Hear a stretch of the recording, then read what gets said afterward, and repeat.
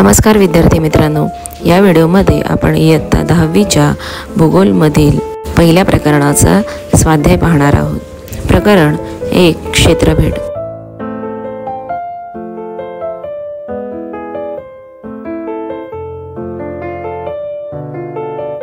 प्रश्न पहिला, तुम्ही केलेल्या क्षेत्रभेटीचा अहवाल तयार करा।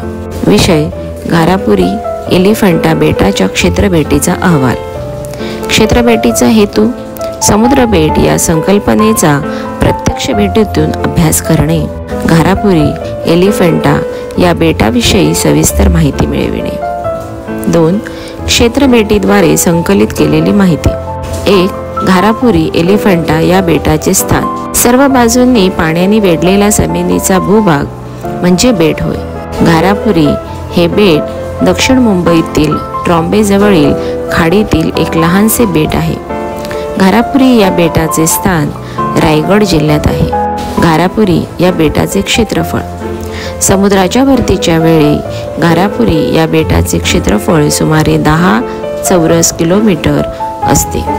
समुद्राच्या ओहोटीच्या वेळी घारापुरी या बेटाचे क्षेत्रफळ सुमारे 16 चौरस किलोमीटर असते। 3 घारापुरी या बेटावर पोहोचण्यासाठी वाहतुकीची साधने। घारापुरी या बेटावर पोहोचण्यासाठी प्रामुख्याने मुंबईतील गेटवे ऑफ इंडिया पासून प्रवासी बोटीने जावे लागते। मुंबईतील गेटवे ऑफ इंडिया पासून घारापुरी या बेटावर पोहोचण्यासाठी सुमारे 1 तासाचा कालावधी लागतो। या प्रवासादरम्यान मुंबईतील टोलेजंग इमारती, मोठमोठ्या व्यापारी नौका, सीगल पक्ष्यांचे थवे दिसतात। 4 घारापुरी या बेटावरील पर्यटकांची आकर्षणे।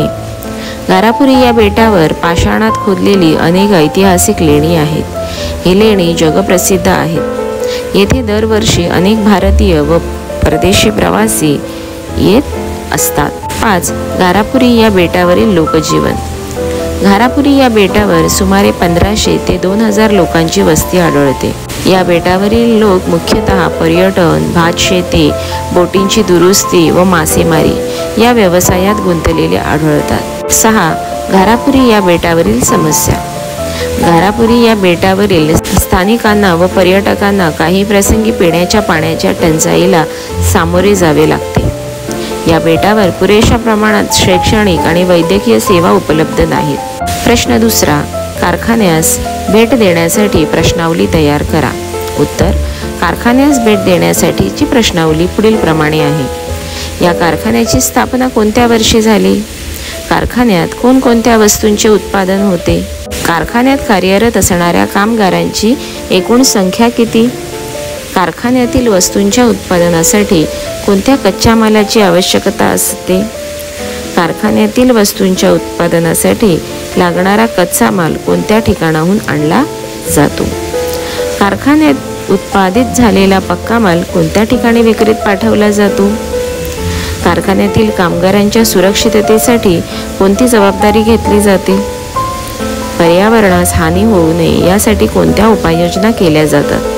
प्रश्न तिसरा, क्षेत्रभेटी दरम्यान कचऱ्याचे व्यवस्थापन कसे कराल? उत्तर, क्षेत्रभेटी दरम्यान कचऱ्याचे व्यवस्थापन पुढील प्रकारे करू। क्षेत्रातील पडलेला कचरा संकलित करण्यासाठी मोठ्या आकाराची गोणी किंवा पिशव्या बरोबर घेऊन जाऊ। क्षेत्रभेटी दरम्यान क्षेत्रभेटीत सामील झालेल्या व्यक्तींकडून कचरा पसरणार नाही याची खबरदारी घेऊ। संबंधित क्षेत्राची माहिती फलक, पथनाट्य, सूचना फलक इत्यादी साधनांद्वारे स्वच्छतेविषयी जाणीव जागृती वाढवू। संबंधित क्षेत्रातील कचऱ्याच्या व्यवस्थापनासाठी संबंधित क्षेत्रातील शासकीय कर्मचाऱ्यांशी शिक्षकांच्या मार्गदर्शनानुसार मुलाखतीद्वारे संपर्क साधू। प्रश्न चौथा, क्षेत्रभेटीसाठी तुम्ही कोणते साहित्य घ्याल? उत्तर, क्षेत्रभेटीसाठी आम्ही खालील साहित्य घेऊ। माहितीची नोंद करण्यासाठी नोंदवही, पेन, पेन्सिल, मोजपट्टी, कॅमेरा, दुर्बीण इत्यादी। स्थानाच्या दिशा निश्चितीसाठी होकायंत्र व सखोल अभ्यासासाठी नकाशे। क्षेत्रभेटीच्या हेतूनुसार माहिती संकलनासाठी नमुना प्रश्नावली। क्षेत्रातील पाण्याचे, मातीचे, कचऱ्याचे, वनस्पतींचे, दगडांचे नमुने गोळा करण्यासाठी कागदी पिशवी अथवा बंद झाकणाचे डबे याशिवाय टोपी, पाण्याची बाटली, प्रथमोपचार पेटी इत्यादी. प्रश्न 5. क्षेत्रभेटीची आवश्यकता स्पष्ट करा. उत्तर: क्षेत्रभेटीची आवश्यकता पुढील मुद्द्यांच्या आधारे स्पष्ट करता येईल. क्षेत्रभेटीद्वारे भौगोलिक संकल्पनांचा, घटकांचा व प्रक्रियांचा प्रत्यक्ष अनुभव घेता येतो. क्षेत्रभेटीद्वारे मानव व पर्यावरण यातील सहसंबंध जाणून घेता येतो. क्षेत्रभेटीद्वारे क्षेत्रभेटीसाठी निवडलेल्या क्षेत्रातील सामाजिक, आर्थिक, ऐतिहासिक आणि सांस्कृतिक परिस्थितींचा अभ्यास करता येतो. क्षेत्रभेटीद्वारे भूगोलाचा अभ्यास अधिक रंजक होतो आणि अभ्यासलेल्या ज्ञानाच्या उपयोजनास चालना मिळते. थँक्यू. व्हिडिओ आवडला असेल तर व्हिडिओला लाईक करा आणि चॅनलला जास्तीत जास्त सबस्क्राईब करा.